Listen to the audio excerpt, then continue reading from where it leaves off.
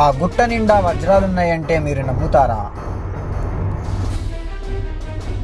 నిధుల కోసం వందల ఏళ్ల చరిత్ర గల ఆలయాన్ని కూడా ధ్వంసం చేశారు.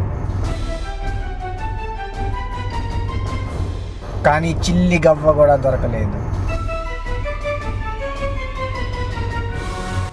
అదే అంటారు కదా, శివుడి ఆజ్ఞ లేనిదే ఆకు కూడా కదలదు అని. మరి అంత నమ్మకంగా ప్రజలు ఆ శివయ్య దగ్గర దాచుకున్న ఆ నిధులను దోచుకోవటం సాధ్యమా? అలాంటి చరిత్ర గల ఆలయం గురించి నేను మీకు ఈరోజు చెప్పబోతున్నాను.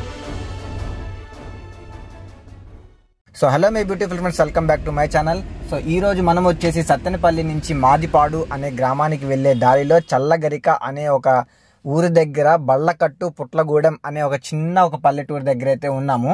సో హైవే నుంచి జస్ట్ ఒక 3 కిలోమీటర్స్ దూరంలో కనిపిస్తున్న ఆ గుట్ట మీద మీకు ఒక పాత పడిపోయిన గుడి కనిపిస్తున్నట్టుంది. సో అది మాక్సిమం జూమ్ అయితే అవుతుంది, దాని తర్వాత కనిపిస్తలేదు. అయితే అక్కడికి వెళ్ళడానికి అయితే ట్రై చేస్తున్నాం. కార్ అయితే వెళ్ళదు. సో కార్ ఇక్కడ పార్క్ చేసేసి మనం ఫ్రెండ్ బండి తీసుకొని అయితే బయలుదేరాము ఇక్కడి నుంచి. సో వెళ్తున్నాం ఫ్రెండ్స్. ఈ ఆలయానికి చాలా చరిత్ర ఉన్నదని మనం ఇక్కడ గ్రామస్తుల ద్వారా తెలుసుకున్న తర్వాతే మనం ఆలయానికి అయితే బయలుదేరాము.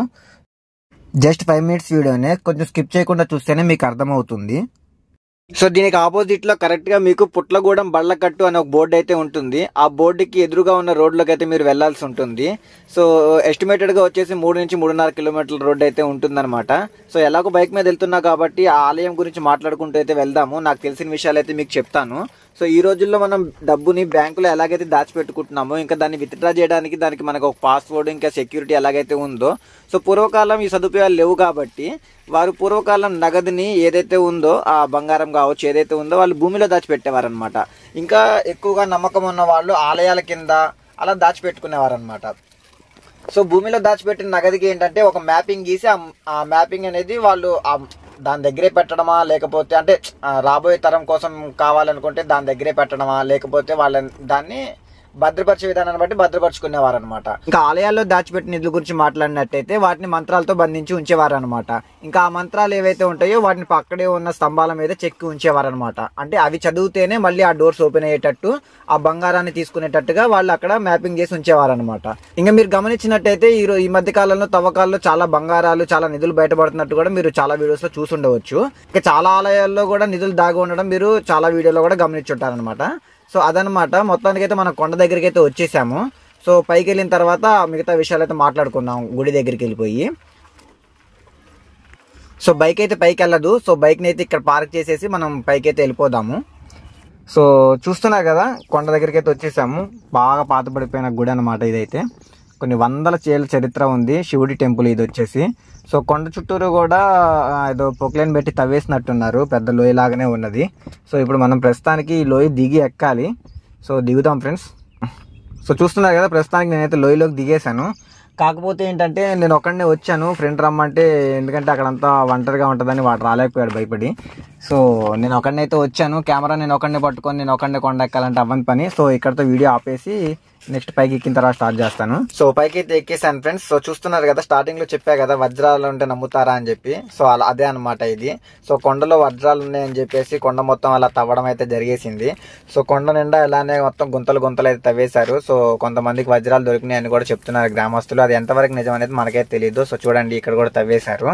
సో వెళ్తున్నా, నేనైతే ఒక్కడనే ఉన్నాను, ఒక చేత్తో కెమెరా పట్టుకొని భయపడుకుంటూ అయితే వెళ్తున్నాను. సో కొండ మొత్తం ఎంత సైలెంట్గా ఉందంటే, ఎదురుగా దెయ్యం ఉన్నా కానీ భయపడడం, కానీ ఇంత సైలెంట్నెస్ని భరించాలంటే అసలు కాని పని అనమాట. ఎందుకంటే అంత భయం వేస్తుంది ఈ సైలెంట్నెస్ని చూస్తుంటే.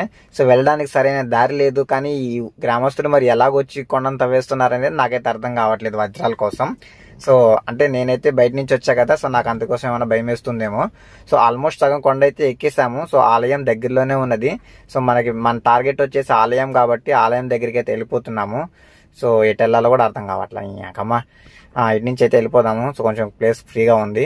సో వెళ్తున్నాను ఫ్రెండ్స్, ఆలయం దగ్గర పడింది. సో అలానే కంటిన్యూ అవ్వండి. సో ఇదిగోండి ఫ్రెండ్స్, ఇప్పటి వరకు మనం చెప్పుకున్న ఆలయం గురించి దగ్గరికి అయితే వచ్చేసాం మనం. సో ఇది వచ్చేసి ఆంధ్ర ఇంకా తెలంగాణ బార్డర్లో ఉంది. సో పూర్వం గ్రామస్తులు దాచుకున్న నిధులన్నీ ఈ ఆలయంలో శివుడి కింద ఉన్నాయని గ్రామస్తులు అంటే వాళ్ళ చెప్పడం అలా ఉందన్నమాట. ఆలయంలో చాలా నిధులు ఉన్నాయని చెప్పేసి దొంగలైతే తవ్వేశారు మొత్తం ఆలయాన్ని. కానీ వారికి ఏ చిల్లి గవ్వ కూడా దొరకలేదు. ఎందుకంటే మనం ఈ రోజుల్లో బ్యాంకులో డబ్బులు దాచిపెట్టుకుంటే దాని బాధ్యత మొత్తం బ్యాంక్ మేనేజర్దే అన్నట్టు ఇక్కడ డబ్బులంతా దాచిపెట్టుకుంటే ఇక్కడ దాచుకున్న నిధులంతా బాధ్యత శివుడిదే అన్నమాట.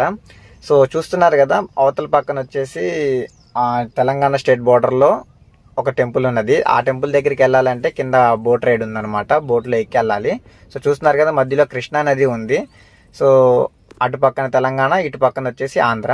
సో ఇప్పటి వరకు మనం టెంపుల్ గురించి మాట్లాడుకున్నాం కదా, నిధుల కోసం ఆలయాన్ని తవ్వేశారని. సో చూడండి ఫ్రెండ్స్, ఇక్కడ ఒక స్తంభం కూడా ఉండేది, స్తంభాన్ని కూడా పీకి పక్కన పడేశారు ఇంకా ఏమన్నా దొరుకుతాయేమోనని చెప్పి, కానీ ఏమీ దొరకలేదు. సో అక్కడ ఒక పెద్ద నంది విగ్రహం ఉండేది, ఆ నంది విగ్రహాన్ని కూడా తవ్వేశారు, కానీ ఆ విగ్రహం కింద కూడా ఏమీ దొరకలేదు. సో ఇలాగా ఈ రకంగా కొండ మీద ఉన్న ఆలయాన్ని మొత్తం చెల్లా చెదురు చేసి విచ్చలడిగా తవ్వి బారేశారు కొండని, కానీ ఎవరికి ఏ గవ్వ చిల్లి గవ్వ కూడా దొరకలేదు. సో బ్యాంకులో దాచిపెట్టిన డబ్బుకు బాధ్యత వహించినట్టు ఇక్కడ దాచుకున్న ప్రజల నిధుల్ని శివుడు బాధ్యత వహించాడనమాట. సో మనం ఇందాక చెప్పుకున్నాం కదా కోడ్ లాంగ్వేజ్ గురించి. సో పూర్వకాలం ఆలయంలో ఇట్లా నిధులు దాచుకున్న తర్వాత వాటి మ్యాపింగ్ అనేది అక్కడున్న స్తంభాల మీద కానీ లేదంటే వారికి అక్కడ ఆ సిచ్యువేషన్ తగినట్టు వాళ్ళు ఆ మ్యాపింగ్ గీసుకొని పెట్టుకునేవారు అనమాట. సో ఈ స్తంభం మీద అయితే నాకు ఏదో కోడ్ లాంగ్వేజ్ ఉంది కానీ నాకైతే అర్థం కాలేదు. సో అదనమాట ఫ్రెండ్స్, ఆ కోడ్ లాంగ్వేజ్ని బట్టి మనం ప్రొసీడ్ అవుతే దొరుకుతాయేమోనని చెప్పి నిధులు మిగతా ఆలయాల సిచ్యువేషన్స్ బట్టి నాకైతే అనిపించింది. సో మీరేమనుకుంటారో కింద కామెంట్ అయితే పెట్టండి. సో అలా చూస్తున్నట్టయితే మీరు చూస్తున్నారు కదా, మొత్తం అలా గుంతలు తవ్వేశారని చెప్పి. ఈ చిన్న చిన్న గుంతలు ఏవైతే ఉన్నాయో అవి వజ్రాల కోసం తవ్విన గుంతలు అనమాట. సో నాకైతే ఆలయం లోపలికి వెళ్ళాలని చాలా కుతూహలంగా ఉంది, కానీ నేను ఆలయం లోపలికి వెళ్ళాలంటేనే భయం వేస్తుంది. ఎందుకంటే ఆలయం లోపల నుంచి ఆ పక్షుల సౌండ్లు కావచ్చు, ఏ సౌండ్ అనేది చెప్పలేము, కానీ చాలా సైలెంట్నెస్ అని ఇంకా లోపల నుంచి ఏంటంటే సౌండ్స్ రావడంతో నాకు ఆలయం లోపలికి వెళ్ళడానికి భయం వేస్తుంది.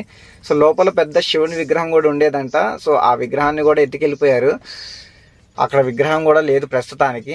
ఆ విగ్రహం కింద ఏమన్నా ఉందేమోనని చెప్పి ఆ విగ్రహాన్ని కూడా ధ్వంసం చేయడం అయితే జరిగింది, కానీ అక్కడ ఒక్క చిల్లి గవ్వ కూడా అయితే ఏమీ దొరకలేదు. సో అలాగైతే ఆలయాన్ని మొత్తం అయితే పాడు చేసేసారనమాట, ఏమి దొరక్కపోయేసరికి కోపంతో.